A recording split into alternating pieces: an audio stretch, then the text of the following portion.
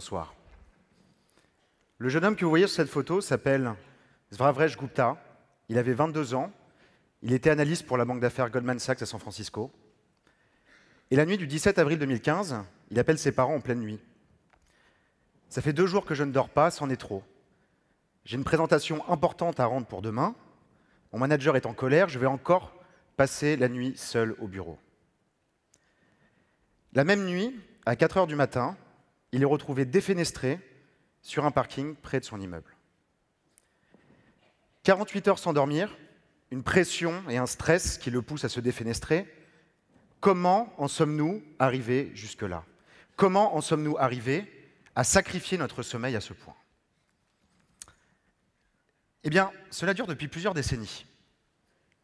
Au même titre que la cigarette, dans les années 90, était un symbole de virilité, de succès, la privation de sommeil chronique est devenue, les dernières décennies, une forme de productivité et d'accomplissement personnel.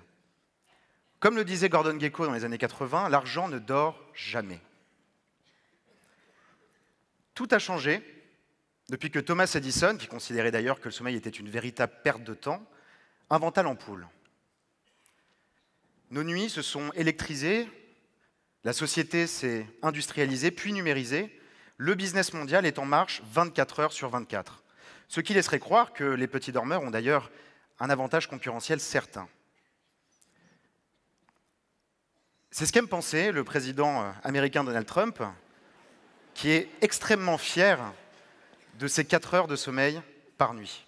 Alors, petit aparté, dormir 4 heures par nuit n'a jamais aidé à prendre de grandes décisions. En tout cas, je n'ai pas mis la main sur cette publication.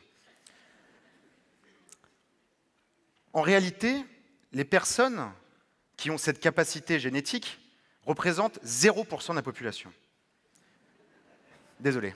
Pour nous autres, le commun des mortels, la privation de sommeil chronique, dont d'ailleurs 1 personne sur 3 souffre dans cette salle, a des conséquences désastreuses sur la santé et les performances.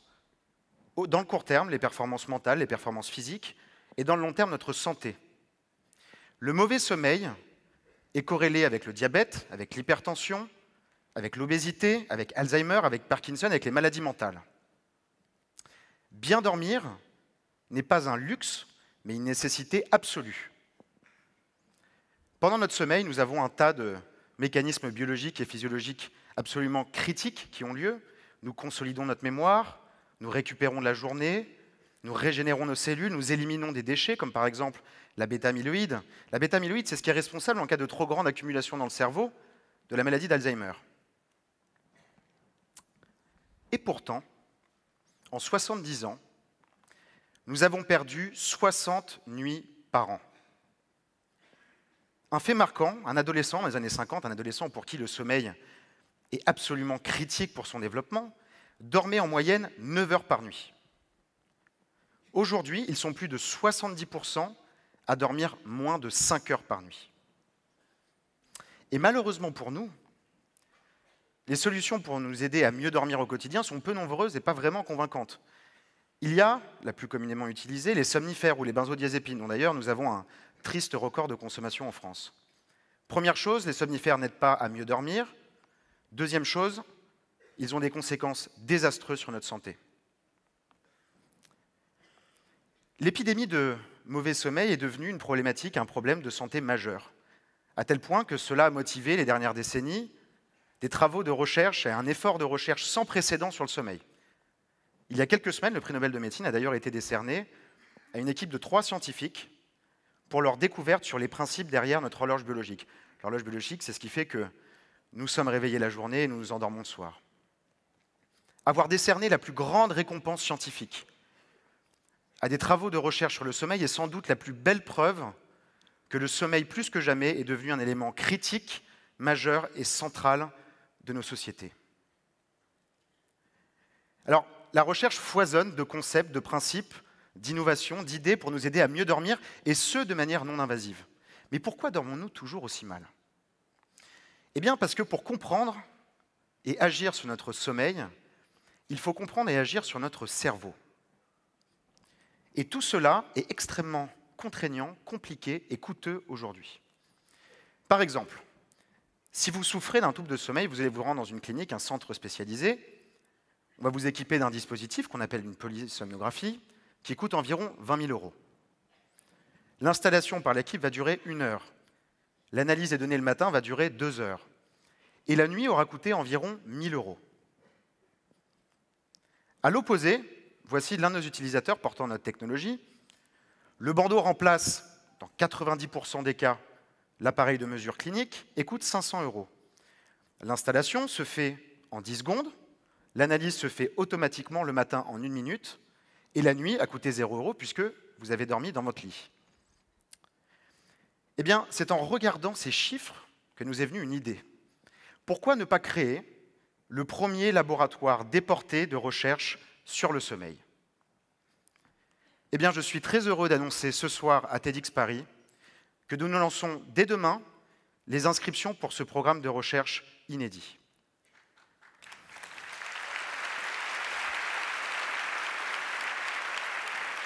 Merci. Les utilisateurs volontaires pourront participer au programme. Ils recevront en avant-première des nouvelles idées, des nouveaux concepts, des nouvelles fonctionnalités, non invasives évidemment, pour les aider à mieux dormir.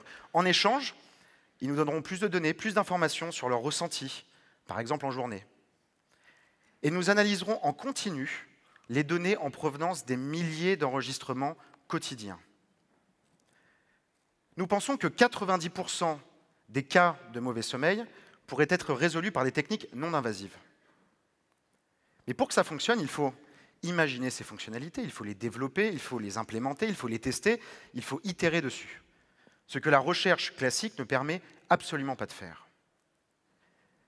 Derrière ce programme se cache l'ambition de développer et de tester de nouvelles techniques non invasives pour nous aider à regagner un sommeil de bonne qualité, et ce, sur une échelle géographique et temporelle sans précédent. Notre premier programme durera 1 mois sur 1000 participants, on va le lancer en janvier, avec comme objectif de générer 20 000 nuits. À titre d'exemple, un essai clinique traditionnel sur le sommeil, comme nous on a pu faire dans le passé, coûte environ 50 000 €, va durer 6 mois sur 25 participants pour générer à la fin 75 nuits.